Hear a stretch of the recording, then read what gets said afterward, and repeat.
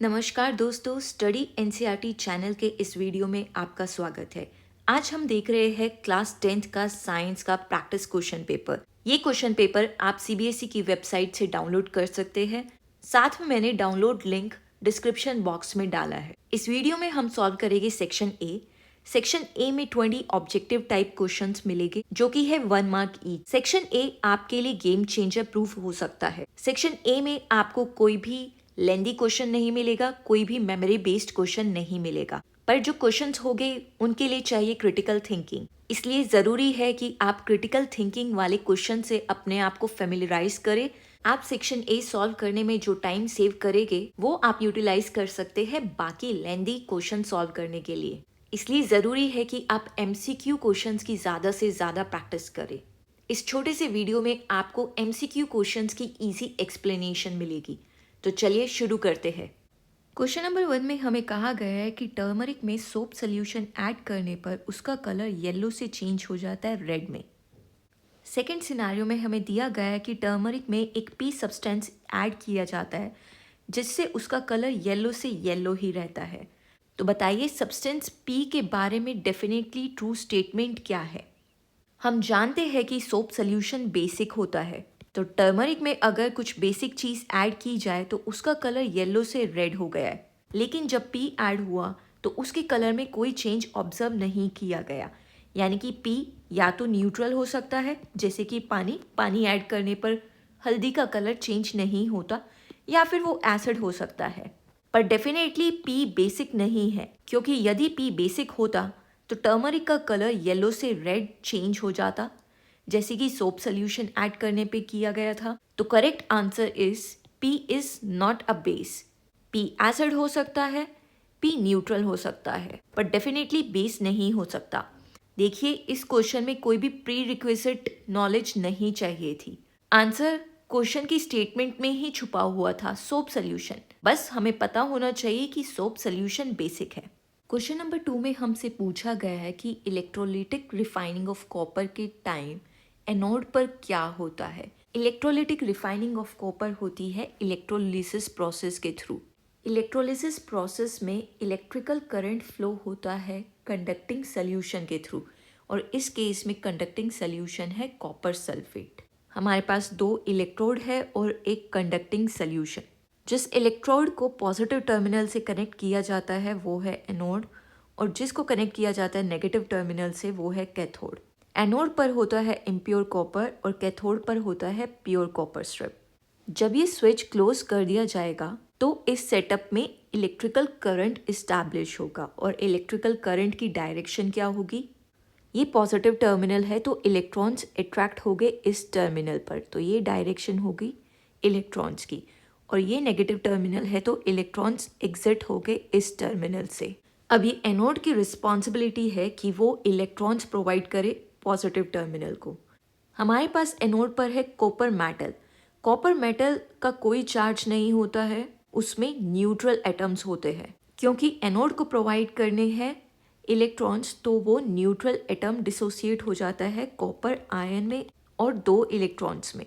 Copper ने 2 electron lose किए हैं तो कॉपर हो गया है ऑक्सीडाइज। देखिए आयंस होते हैं सॉल्यूबल, तो एनोड पर जो आयंस रिलीज हुए हैं वो डिसॉल्व हो जाएंगे सोल्यूशन में। अब क्वेश्चन पर चलते हैं। हमें पहला ऑप्शन दिया है कि copper ions gain electrons to become neutral copper atoms. Anode पर ऑलरेडी न्यूट्रल कॉपर एटम्स है तो ये है गलत। दूसरा है neutral copper atoms gain electrons to become ion. Neutral copper atoms वाली बात ठीक है, पर क्या वो इलेक्ट्रॉन्स गेन कर रहे हैं? नहीं। थर्ड ऑप्शन है कॉपर आयंस लूज इलेक्ट्रॉन। नहीं। Neutral copper atoms lose electrons to become ions, बिल्कुल करेक्ट। जो कॉपर आयन रिलीज हुए हैं एनोड से वो फाइनली कहाँ जाते हैं? कैथोड है नेगेटिवली चार्ज, तो ये अट्रैक्ट करेगी पॉजिटिव आयंस को, तो कॉपर 2 पॉजिटिव आयंस जाएंगे कैथोड पर, और कैथोड के पास आ रहे हैं इलेक्ट्रॉन, तो कैथोड पर रिएक्शन होगी कि आयंस 2 इलेक्ट्रॉन गेन करेंगे टू फॉर्म कॉपर मेटल जो कि न्यूट्रल है, और ये कॉपर मेटल कलेक्ट हो जाता है कैथोड इलेक्ट्रोड पर। क्वेश्चन नंबर 3 में हमें कहा गया है कि आइडेंटिफाई कीजिए एंडोथर्मिक रिएक्शंस। एंडोथर्मिक रिएक्शंस वो होते हैं जिसमें हीट एब्सॉर्ब होती है। सबसे पहला रिएक्शन दिया गया है फोटोसिंथेसिस का। फोटोसिंथेसिस रिएक्शन में सनलाइट की प्रेजेंस में CO2 कन्वर्ट हो जाता है ग्लूकोज में। तो ये है एंडोथर्मिक रिएक्शन क्योंकि सनलाइट एब्सॉर्ब की गई है। सेकेंड रिएक्शन में सोडियम कार्बोनेट को रिएक्ट कराया गया है एसिड के साथ और हमें मिला है सॉल्ट। तो क्या इस रिएक्शन को हीट चाहिए? जी नहीं, तो ये एंडोथर्मिक नहीं है। थर्ड रिएक्शन में जो फोटोसिंथेसिस रिएक्शन में ग्लूकोज रिलीज हुआ था, वही ग्लूकोज को ऑक्सीजन के साथ बर्न किया जाता है और इस कंबशन रिएक्शन का प्रोडक्ट होता है एनर्जी। इस रिएक्शन को हम जानते हैं और कहते हैं रेस्पिरेशन। तो रेस्पिरेशन रिएक्शन में एनर्जी रिलीज होती है, तो ये है एक्सोथर्मिक। फोर्थ रिएक्शन में कैल्शियम कार्बोनेट डिकम्पोज हो गया है कैल्शियम ऑक्साइड और CO2 में। कैल्शियम कार्बोनेट होता है लाइमस्टोन। लाइमस्टोन ऐसे ही डिकम्पोज नहीं हो जाता, इसके लिए चाहिए हीट। सिर्फ हीट की प्रेजेंस में ही कैल्शियम कार्बोनेट डिकम्पोज होगा कैल्शियम ऑक्साइड और CO2 में। तो ये भी है एक endothermic reaction. Overall 2 endothermic reaction है, P और S, यानी कि ऑप्शन डी। क्वेश्चन नंबर 4 में हमें रिएक्शंस दिए गए हैं to obtain metal from their ore. अगर मेटल और में मेटल ऑक्साइड के फॉर्म में है तो हम यूज कर सकते हैं कार्बन, ताकि कार्बन मेटल को डिस्प्लेस करके कार्बन ऑक्साइड या कार्बन डाइऑक्साइड फॉर्म करे और मेटल हो जाए फ्री। लेकिन इसके लिए सबसे नेसेसरी कंडीशन ये है कि carbon should be more reactive then metal, तभी ये रिएक्शन पॉसिबल होगा। तो हमें देखना होगा रिएक्टिविटी सीरीज। तो हमारे पास है रिएक्टिविटी सीरीज यहाँ पर। कार्बन से ज्यादा रिएक्टिव होता है potassium, sodium, calcium, magnesium, aluminium. तो कार्बन कभी भी इन एलिमेंट्स को डिस्प्लेस नहीं कर सकता और कार्बन से लेस रिएक्टिव है ये एलिमेंट्स। इसमें आता है zinc, iron, tin, lead, copper, silver. Reaction देखते हैं। आयरन ऑक्साइड प्लस कार्बन, तो कार्बन डिस्प्लेस कर देगा आयरन को टू फॉर्म कार्बन डाइऑक्साइड और हमें मिल जाएगा free iron. Sodium oxide plus carbon, हम जानते हैं कि sodium is actually more reactive then carbon, तो कार्बन कभी भी सोडियम को डिस्प्लेस नहीं कर सकता और हमें फ्री सोडियम नहीं मिलेगा। तो ये रिएक्शन है गलत। Zinc oxide plus carbon, carbon zinc से ज्यादा रिएक्टिव है, तो correct. Copper oxide plus carbon, जी हाँ, carbon is more reactive than copper, तो हमें मिल जाएगा कॉपर प्लस कार्बन ऑक्साइड। तो ओवरऑल इनकरेक्ट रिएक्शन है रिएक्शन क्यू। क्वेश्चन नंबर 5 में हमें कहा गया है कि ओपन वेसल में ये 3 रिएक्शन कैरी आउट किए जाते हैं। अब केमिस्ट्री में ओपन वेसल एक ही होता है और वो है टेस्ट ट्यूब। ध्यान दीजिए ओपन वर्ड पर। ओपन से मतलब है कि सिस्टम क्लोज नहीं है, इस सिस्टम में चीजें एंटर भी कर सकती है और एग्जिट भी कर सकती है। तो यहाँ पर ऑब्वियसली बात हो रही है गैसेस की और हमसे पूछा गया है कि रिएक्शन होने के बाद क्या वेसल के कंटेंट्स का वेट बढ़ा है या कम हुआ है या कांस्टेंट रहा है। पहला रिएक्शन देखते हैं। पहले रिएक्शन में टेस्ट ट्यूब में कॉपर डाला गया है। कॉपर का कलर होता है ब्राउन। पहले रिएक्शन में टेस्ट ट्यूब में कॉपर डाला गया है और इसको बर्न करा गया है। तो एक कॉपर रिएक्ट करता है ऑक्सीजन के साथ जो कि एटमॉस्फेयर में प्रेजेंट होता है और फॉर्म करता है copper oxide. Copper oxide solid होती है। कॉपर ऑक्साइड का वेट डेफिनेटली कॉपर से ज्यादा होगा क्योंकि कॉपर ऑक्साइड में साथ में है ऑक्सीजन जो कि एटमॉस्फेयर से ट्रैप कर लिया गया है। तो ओवरऑल इस रिएक्शन में वेट हुआ है इंक्रीज। सेकेंड रिएक्शन में टेस्ट ट्यूब में कॉपर सल्फेट लिया गया है जो कि है एक्वस फॉर्म में और साथ में लिया गया है जिंक जो कि है सॉलिड फॉर्म में। फाइनली फॉर्म हुआ है जिंक सल्फेट क्योंकि zinc is more reactive than copper, तो जिंक ने डिस्प्लेस कर दिया है कॉपर को और हमें मिला है कॉपर सॉलिड फ्री। तो ओवरऑल जितने सब्सटेंसेस टेस्ट ट्यूब में थे अभी भी उतने ही सब्सटेंसेस टेस्ट ट्यूब में है, कोई एडिशन या सब्ट्रैक्शन नहीं हुआ है, तो इस केस में वेट है कांस्टेंट। थर्ड रिएक्शन देखते हैं। थर्ड रिएक्शन में आयरन सल्फेट को हीट किया गया है और आयरन सल्फेट है सॉलिड। हीट के कारण आयरन सल्फेट डिकम्पोज हो गया है आयरन ऑक्साइड में और SO2 गैस रिलीज हुई है, साथ में SO3 गैस। क्योंकि हमारी टेस्ट ट्यूब ओपन है तो ये गैसेस ओपन एटमॉस्फेयर में रिलीज हो जाएगी। तो ओवरऑल Fe2O3 का वेट है FeSO4 से कम। इसका मतलब कंटेंट के मास हुए हैं डिक्रीज। रिएक्शन पी में हुआ है इंक्रीज, रिएक्शन क्यू में रहे हैं रिमेन सेम और रिएक्शन आर में हुआ है डिक्रीज। इसका मतलब ऑप्शन डी करेक्ट है।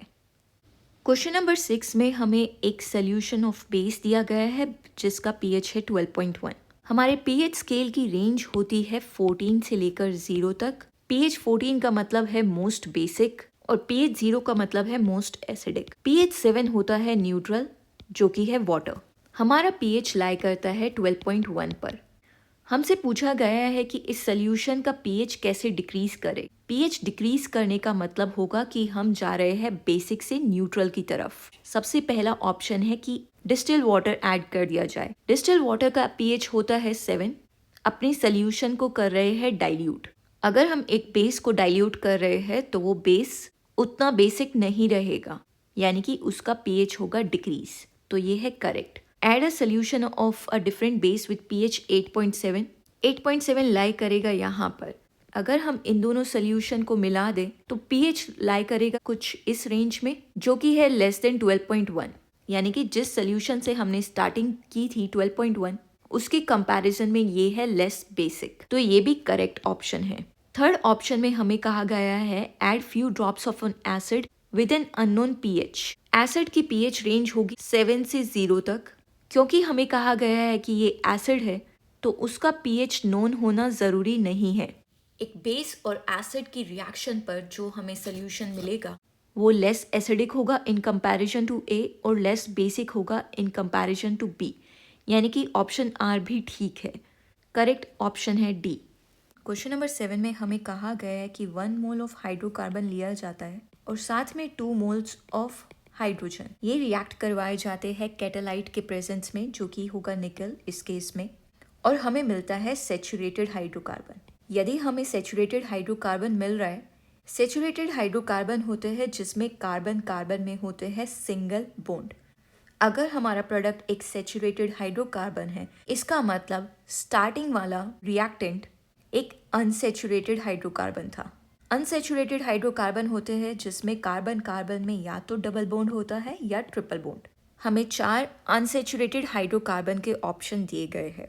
कंपाउंड पी को सेचुरेटेड हाइड्रोकार्बन कन्वर्ट करने के लिए ये बॉन्ड ब्रेक करना होगा और यहाँ पर हाइड्रोजन जाएगा और यहाँ पर हाइड्रोजन, और दूसरा है ये वाला बॉन्ड ब्रेक करना होगा ताकि यहाँ हाइड्रोजन जा सके और यहाँ हाइड्रोजन।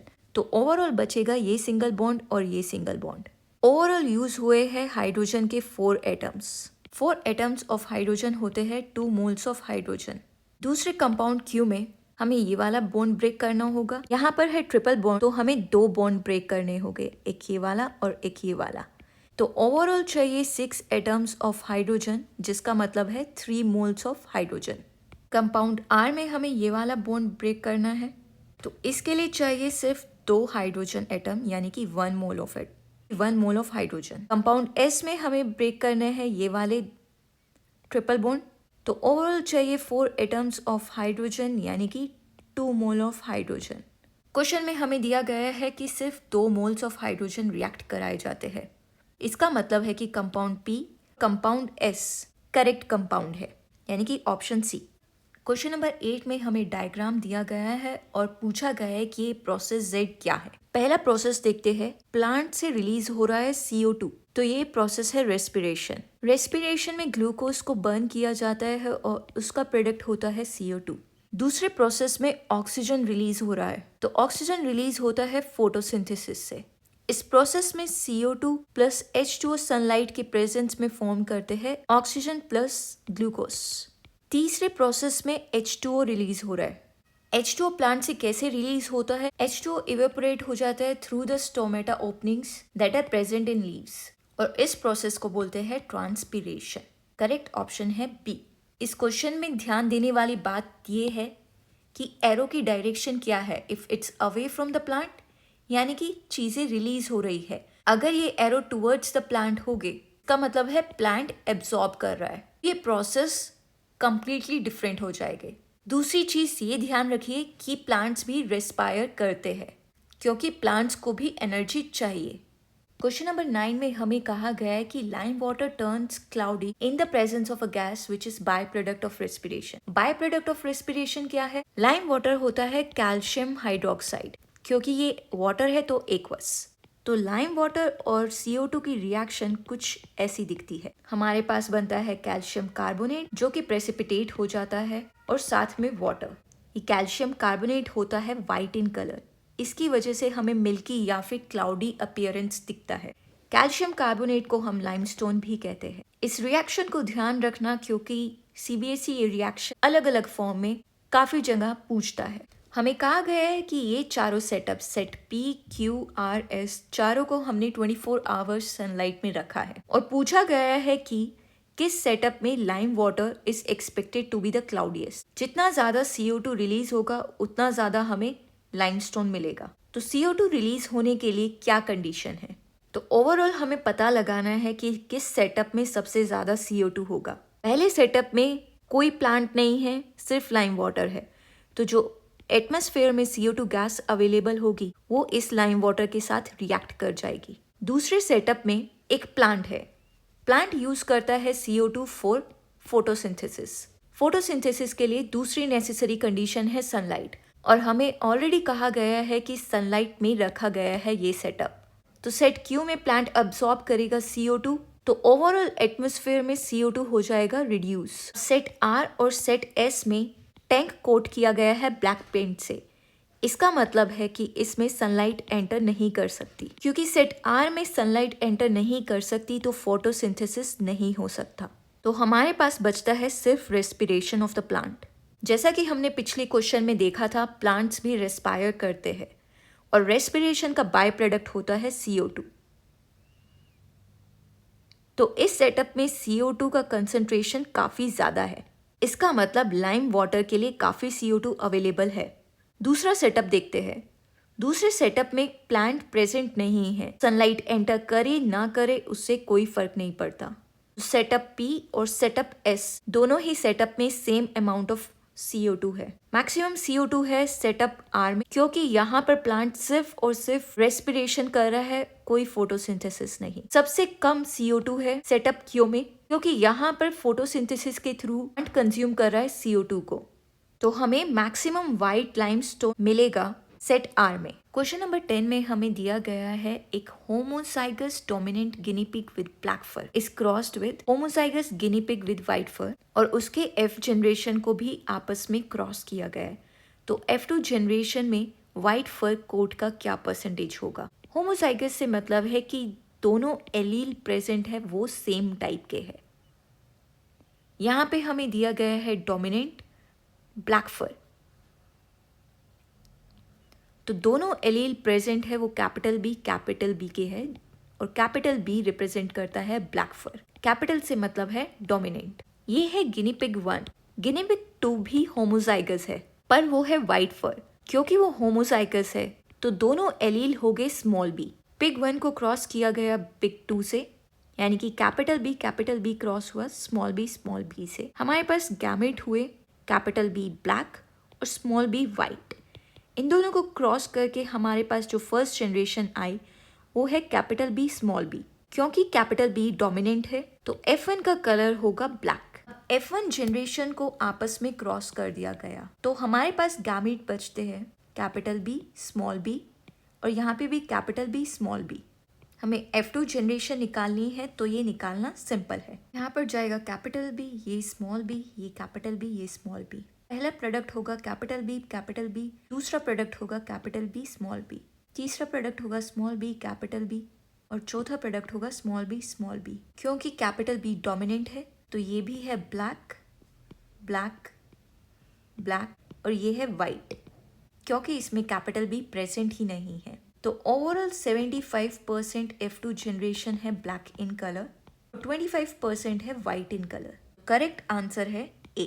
क्वेश्चन नंबर 11 में हमें कहा गया है कि person X suffers from a condition जो कि इफेक्ट करती है normal functioning of pituitary gland. Pituitary gland part है एंडोक्राइन सिस्टम का। एंडोक्राइन सिस्टम के पार्ट होते हैं अलग अलग तरह के ग्लैंड्स जो कि अलग अलग तरह के हॉर्मोन्स रिलीज करते हैं। पिट्यूटरी ग्लैंड रिलीज करता है ग्रोथ हार्मोन, एक मटर के दाने के जितना होता है और हमारे ब्रेन के बेस में पाया जाता है। अगर पर्सन एक्स का पिट्यूटरी ग्लैंड नॉर्मली फंक्शन नहीं कर रहा है तो वो इफेक्ट करेगा उसकी ग्रोथ को। हमसे पूछा गया है कि इन चारों ऑप्शन में से डायरेक्ट इफेक्ट क्या होगा पर्सन एक्स की कंडीशन पर। Insufficient growth of the body, जी हाँ, करेक्ट। क्वेश्चन नंबर 12 में हमें स्टेटमेंट दी गई है कि time duration from sowing of seeds till the harvest of crops is critical for agriculture purposes. जब हमने सीड बोया है और जब तक उससे क्रॉप्स आए, वो टाइम ड्यूरेशन क्रिटिकल क्यों होता है? क्योंकि अगर टाइम ड्यूरेशन कम होगा तो फार्मर्स को क्रॉप जल्दी मिलेगी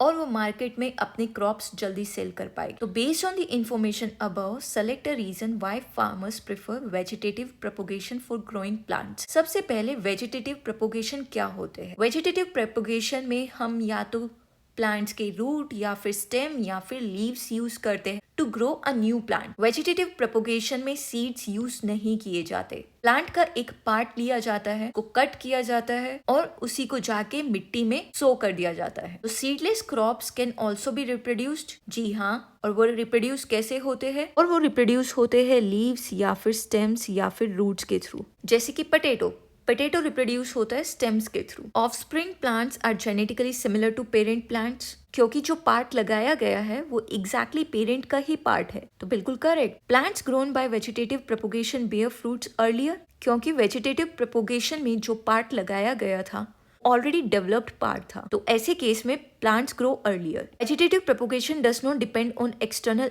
एजेंट ऑफ पॉलिनेशन, क्योंकि वेजिटेटिव प्रोपोगेशन में फ्लावर्स इन्वॉल्व ही नहीं है। फ्लावर्स को पॉलिनेट करने का, यहाँ पर फ्लावर्स को पॉलिनेट करने का भी कोई सीन नहीं है। ओवरऑल वेजिटेटिव प्रोपोगेशन में एक्सटर्नल एजेंट्स ऑफ पॉलिनेशन नहीं डिपेंडेंट। चारों स्टेटमेंट्स वैसे करेक्ट नहीं, स्पेसिफिकली पूछा गया है कि based on the information above.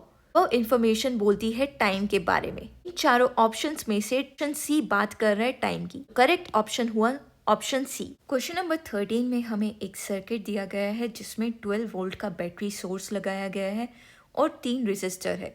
इसको बुलाते हैं हम R1, R2, R3। R1 एक वेरिएबल रेजिस्टर जिसकी वैल्यू चेंज हो सकती है 0 ओम से लेकर 4000 ओम तक। R2 की वैल्यू 2000 ओम है और R3 की वैल्यू भी 2000 ओम है। R2 के अक्रॉस लगाया है एक पोटेंशियोमीटर। पोटेंशियोमीटर क्या करता है? पोटेंशियोमीटर मेजर करता है वोल्टेज अक्रॉस इट्स टर्मिनल। तो ओवरऑल ये पोटेंशियोमीटर मेजर कर रहा है R2 के अक्रॉस वोल्टेज। क्वेश्चन में हमसे पूछा गया है स्मॉलेस्ट पॉसिबल रीडिंग मेजर होगी वोल्ट मीटर पर। R1 की किस रीडिंग पर R2 सबसे छोटा होगा? ये तीनों रेजिस्टर कनेक्टेड है सीरीज कनेक्शन में, तो ओवरऑल सेम करंट फ्लो करेगा across all the resistor. Series connection में I through R1 is equal to I through R2 is equal to I through R3। तीनों रेजिस्टर्स के थ्रू वोल्टेज अलग होगा। VR1 होगा I into R1, VR2 होगा I into R2 और VR3 होगा I into R3। तो वोल्टेज अक्रॉस रेजिस्टर हो जाती है डायरेक्ट प्रोपोर्शनल टू रेजिस्टेंस की वैल्यू।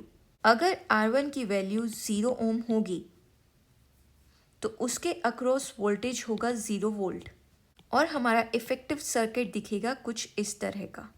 ये रहा R2, ये रहा R3 और हमारा बैटरी सोर्स 12 वोल्ट। तो R2 के अक्रॉस होगा 6 वोल्ट और R3 के अक्रॉस भी होगा 6 वोल्ट की वैल्यू है 2000 ओम और R3 की वैल्यू भी है 2000 ओम। वोल्टेज इक्वली डिस्ट्रीब्यूट हो जाएगा। कंसिडर करते हैं सेकंड केस जिसमें हम R1 की वैल्यू रखेंगे मैक्सिमम जो कि होगी 4000 ओम।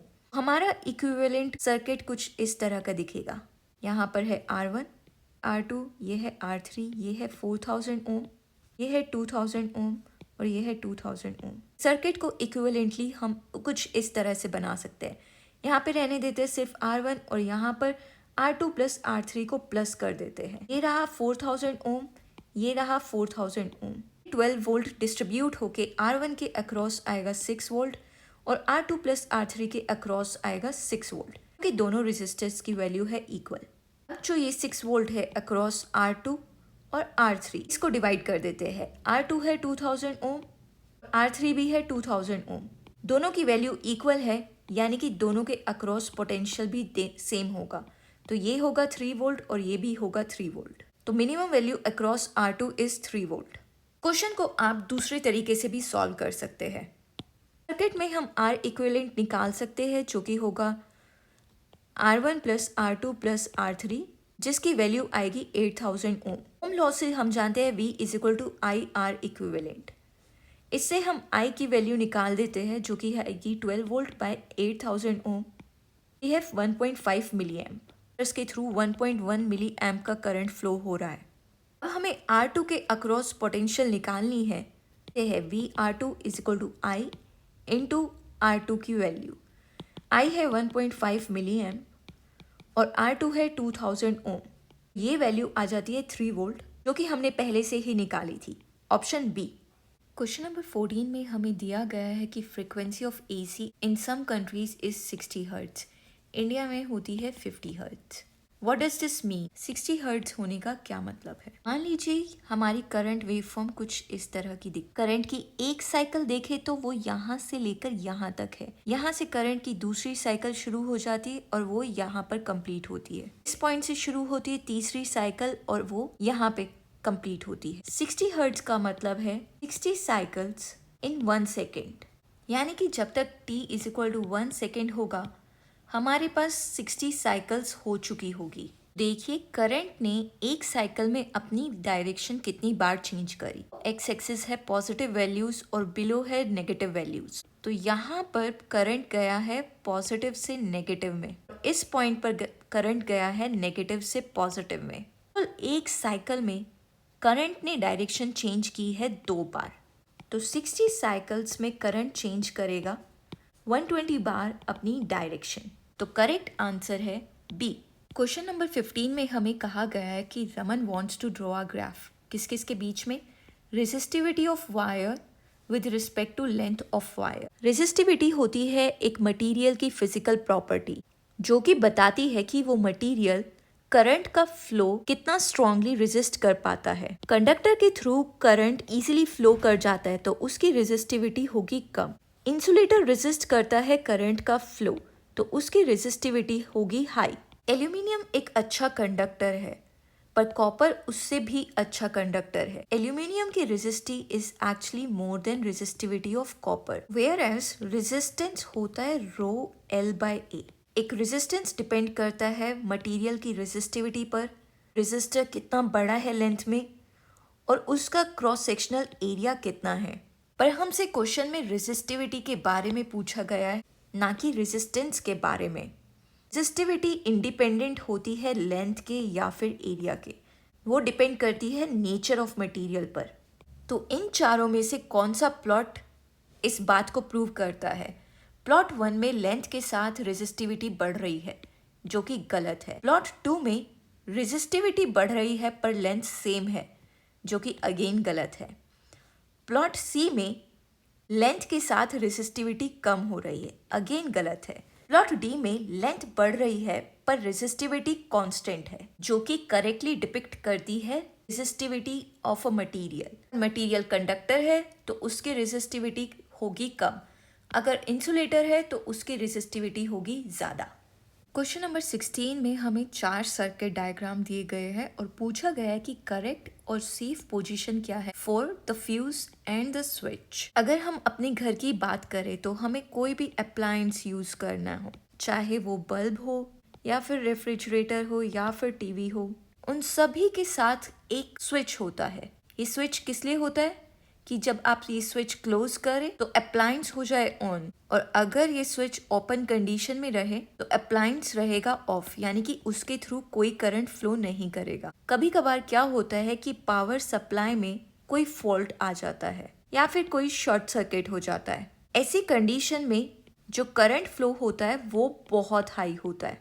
अब देखिए हर अप्लायंस की कुछ करंट रेटिंग होती है, अगर उससे ज्यादा करंट उसके थ्रू फ्लो करेगा अप्लायंस डैमेज हो सकता है। तो इसका एक सिंपल सोल्यूशन होता है और वो होता है फ्यूज। फ्यूज में एक थिन वायर होता है, अगर फ्यूज में बहुत high amount of current flow करे तो ये वायर मेल्ट हो जाता है। अगर ये वायर मेल्ट हो गया यानी कि कनेक्शन ब्रेक हो जाता है। कनेक्शन ब्रेक होने से कोई भी करंट फ्लो नहीं करेगा। हम पहला सेटअप देखते हैं। हमारे पास है फ्यूज, ये है स्विच।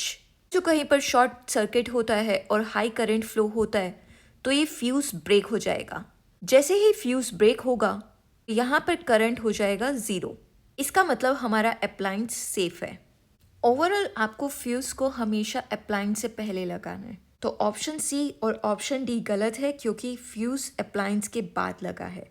क्वेश्चन 17 की स्टेटमेंट है कि एक वाइट वॉश्ड वॉल डेवलप करती है coating of calcium carbonate after a few days.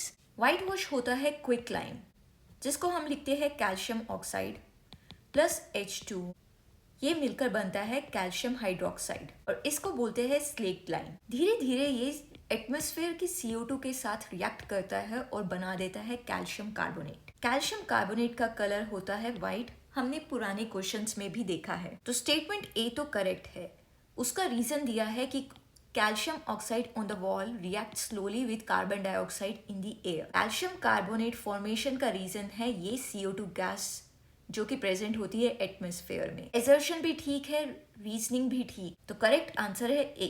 Question number 19 में हमें एजर्शन दिया गया है कि capillaries have walls that are just 1 cell thick.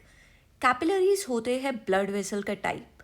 Blood vessels transport करते हैं ब्लड ऑफ कोर्स, साथ में न्यूट्रिएंट्स और oxygen to the cells of the organs of the body part. और कैपिलरीज दिखती कैसे है? मान लीजिए ये है आर्टरी जो कि ब्लड लेकर आ रही है फ्रॉम हार्ट। तो ऑर्गन के अराउंड हमारे पास होगा ये कैपिलरी का नेटवर्क और हमारे पास ये बैकग्राउंड में है टिश्यू सेल्स। इन कैपिलरीज के थ्रू टिश्यूज को मिल रही है ब्लड, न्यूट्रिएंट और ऑक्सीजन। जब ब्लड से न्यूट्रिएंट और ऑक्सीजन निकल जाते हैं वो कैपिलरीज के नेटवर्क के थ्रू ही ब्लड भेज देते हैं वेन में और ये वेन ले जाती है ये ब्लड टू द हार्ट। तो देखिए ये exchange of material easily carry out हो सके उसके लिए चाहिए कि कैपिलरी की वॉल्स बहुत थिन हो और यही हमें दिया है। Capillaries have walls that are just 1 cell thick, जो कि राइट है। इसका रीजनिंग ये दिया है कि exchange of material between blood and surrounding place across the capillaries, जो कि बिल्कुल ठीक रीजनिंग है। तो करेक्ट आंसर है ए। क्वेश्चन नंबर 20 की स्टेटमेंट है a stationary charged particle placed in a magnetic field experiences a force. हम जानते हैं कि अगर हम करंट कैरिंग कंडक्टर को मैग्नेटिक फील्ड में परपेंडिकुलरली रखते तो उस पर एक फोर्स लगती है और वो फोर्स दी जाती है राइट हैंड रूल से। देखिए करंट क्या होता है? करंट होता है फ्लो ऑफ चार्जेस, यानी कि चार्जेस मूव कर रहे हैं। लेकिन हमें स्टेटमेंट में दिया गया है कि एक स्टेशनरी चार्ज्ड पार्टिकल को प्लेस किया गया है। स्टेशनरी है तो उसमें कोई मूवमेंट नहीं है। मैग्नेटिक फोर्स सिर्फ और सिर्फ उन्हीं चार्जेस पर लगती है जो कि मूविंग होते हैं।